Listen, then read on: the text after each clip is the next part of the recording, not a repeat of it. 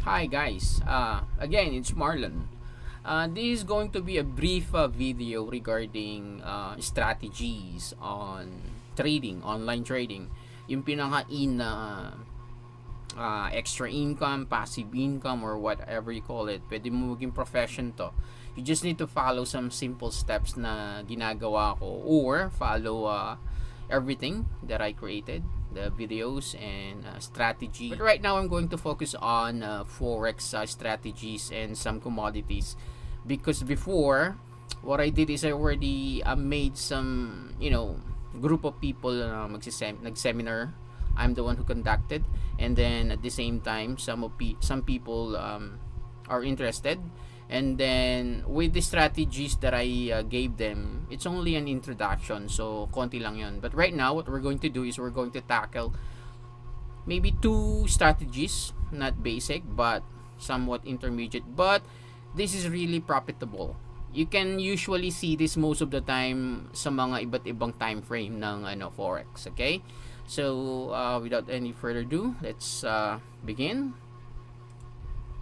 So right now, ang binuksan ko is actually gold. Kasi right now, Forex is not as good as before.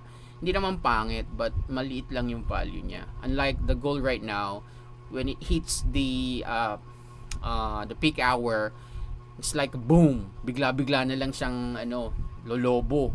Tataas siya or bababa siya. At the same time, the profit is really it's really obvious, nakikita ka in a day, okay? In a very short period of time lang. So right now, what we're going to focus on tips na ituturo is actually yung paggamit ng ng resistance at saka ng support. Okay, how do we do that? It's actually very simple. Pero for some, nahihirapan sila kasi they need to find yung pare-pareho na feeling nila, hindi nila makuha yung perfect na combination ng mga bars. Pero hindi, simple lang to. Ganito, first you need to create a line na kung saan maraming nagtatagpo. Hindi namang saktong-sakto. Yan, yung ganyan, no? Maraming nagtatagpo dito. Sakto lang, yung may konting lampas, may konting hindi abot. Kapag nasa taas ka, ang tawag sa'yo is resistance. Pero pag nasa baba ka, ang tawag sa'yo support. So right now, I already created resistance. Ito naman yung support, kung saan medyo marami din. Kasi at this level, makikita nyo, ang tawag dyan ay consolidation of bars. Bakit? Halos pare-pareho lang sila, oh. Hindi nagkakalayo itong portion na to, itong area na to. So at this point, makikita ninyo na talagang talagang nagkakaroon ng halos pagkakapare-pareho. So ang gagawin natin dito, we're going to trade using a breakthrough strategy. Anong ibig sabihin ng breakthrough strategy? For example, imagine na lang kasi na to yung nangyari na hindi pa lumalabas to. So future to, ang tawag dito is you're trying to predict kung saan pupunta yung pera. Okay guys? Since we're trying to predict kung saan mangyayari, saan pupunta ang direction ng pera, the very first thing na kailangan ninyong tandaan talaga is yung yung EMA. Okay, yung EMA numbers. Ano yung EMA numbers? Yun yung moving average. Okay? Yung moving average na ginagamit ko usually is 50 EMA and 200 EMA. Okay? Itong dalawang to nagdidikta kung saan ang direksyon ng pera, 'di ba? So kapag ka nasa taas si 50 EMA, yung red line ng 200 EMA, what we're looking at, the opportunity we're looking for is actually buy. But if for example this 50 EMA is at the bottom part or beneath this 200 EMA, we're looking for sell or bear. Let's see if we can find something here. Like this one. So at this point, this is bear or short or what we call downward trajectory. Kaya maghahanap tayo ng opportunity of sell. Diba? Ganyan. So, right now, what we're going to discuss is actually about strategy, kung paano natin makukuha talaga yung tamang timing. ng biglang bulusok na pataas. Alright, now, imagine natin hindi pa lumalabas tong area na to. Okay? Andiyan pa siya, ganyan siya, ganyan. Yan. So at this point, ito pa lang kunyari. Yan, ganyan. So nasa pa lang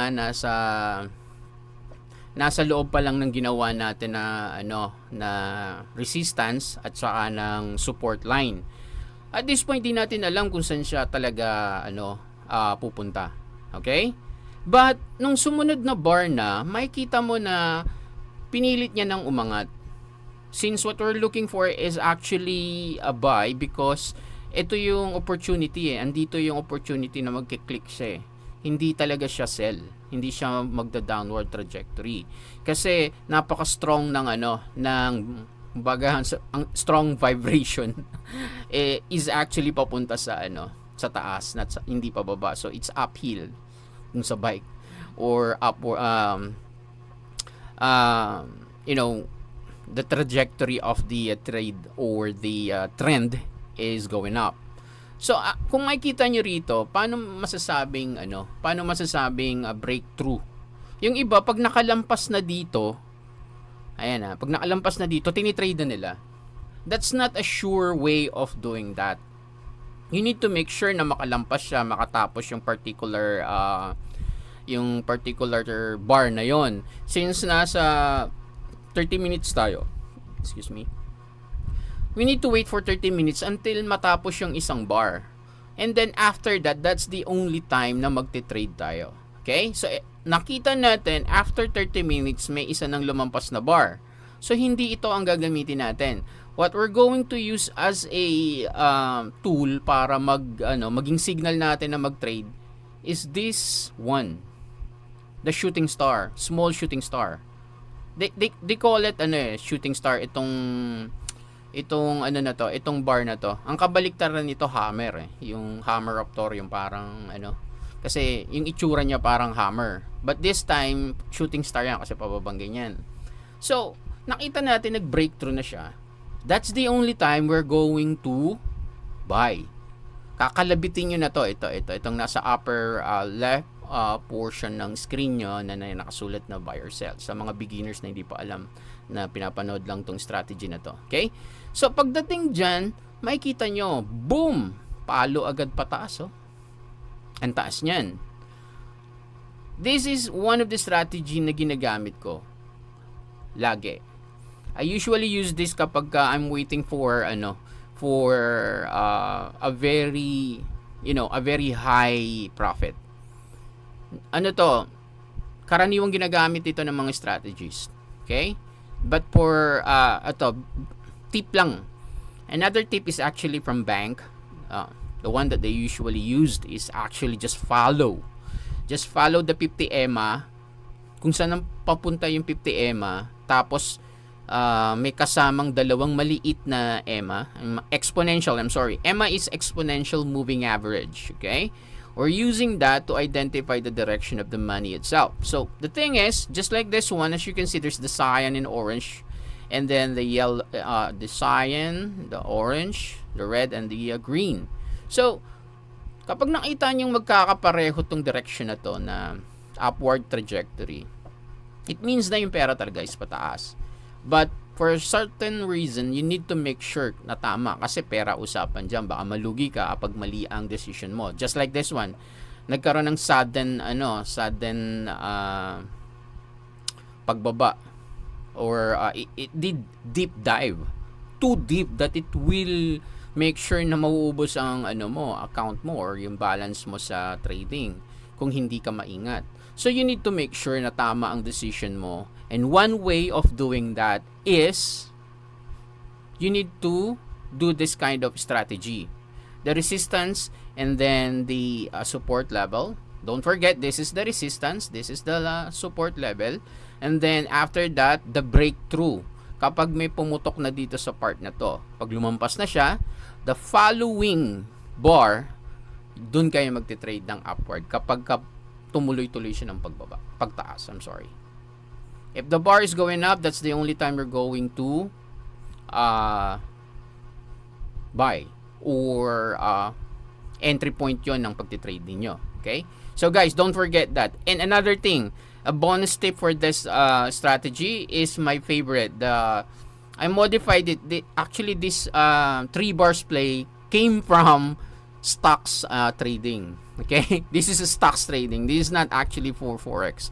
But luckily, nung sinubukan ko siya sa Forex, nag-blend siya kapag ka nasa peak hours or nasa perfect timing combining with the indicators. Okay? So, paano yun kung gagamitin namin yung 3 bars play? So, very simple. At this very bar, itong bar na to, as you can see, ito yung pinaka-bottom part ng area na to. Nasa pinakamalalim siya. What you need here is actually storage oscillator. Okay? As you can see, makikita nyo sa oscillator na nag-drip down siya. Nag-deep dive siya dito. But you're not really sure kung gagapang siya rito sa baba. I'm gonna crawl here or it's gonna go up.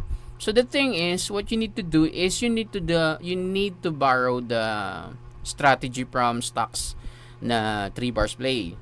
But at this point, this is not 3, this is 4. Pero usually kasi 3 kaya 3 bars play ang ipinangalan. So nakita mo at this point pababa na. This is the bottom pit na. Bumaba na siya dito. Bumaba pa siya andito. Bumawi lang yung buyers ng konti, umangat. Pero actually ito na 'yon. So ngayon, paano magiging 3 bars play? You need to look for the 3 bars. But at this point, this is 4. Minsan 4 pero usually 3 lang talaga. Okay.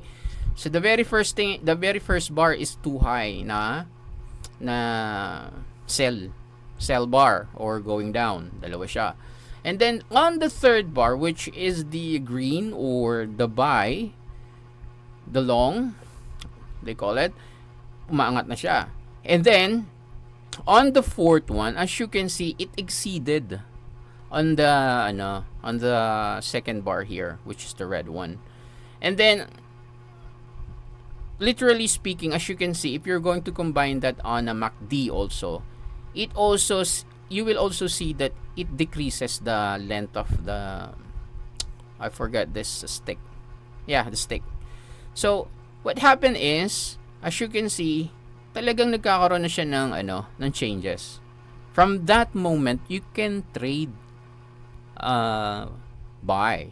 At that very moment, you can buy. You can click this buy or indicate first how much money you would like to trade. Okay? So those two strategy are very actually important when it comes to peak hours. When it hit rock bottom, that's the only time you're going to use the 3 bars play to identify if it is going to make a reversal. Actually, you're going to use the 3 bars play in reversal. Pwede mo rin siyang gamitin kung magsisell ka sa pinakamataas. Just find the highest point. Tulad nito, ito. Ito mo, 'di ba? Ang magiging nito, ang trading what do you call it? The entry point for trading at this bar is actually here sa bandang gitna ng second bar. So third na siya, 1 2 3. So same thing lang, babaliktarin mo lang siya.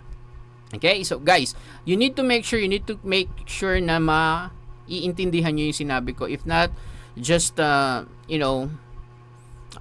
put some comments below the video and I will make sure na masasagot ko yung mga questions nyo in the following videos. Okay, so if you have any questions or any suggestion, anything that comes in your mind na pang trading, just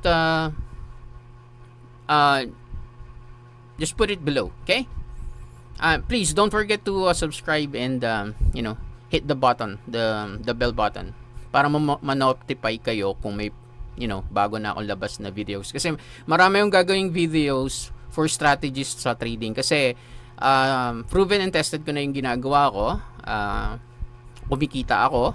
Actually, right now, nagtitrade ako. As you can see on my screen, ito, this is $210 lang.